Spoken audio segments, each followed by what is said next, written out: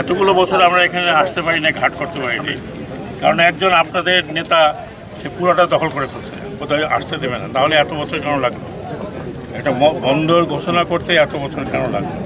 কেন অন্তর্বর্তীকালীন সরকারকে? বরং আমার হতো যে আমি এই বন্দর আছে, বন্দরটাকে আরও উন্নত করি। এখন আমাকে শুরু থেকে স্টার্ট করতে হবে। আবার আপনারা নেতা সিলেক্ট করবেন, সে আসে আবার ঘাট দখল করেন, তার আগেই তো ঘাট দখল করার চেষ্টা করতে হবে। আমি সেই কথাটা বলেছি যে এটা মানুষের প্রপার্টি, সরকারের প্রপার্টি না। আমরা চেষ্টা করতেছি যাতে সবার সাথে যোগাযোগ ভালো স্থাপনা করা যায়।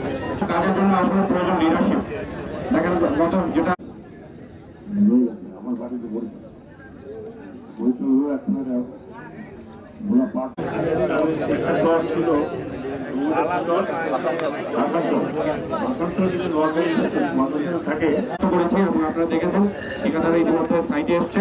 আমি তাদেরকে 1 বছর সময় দিয়েছি, তবে এই ধরনের জায়গায় কাজ করতে গেলে অনেক ধরনের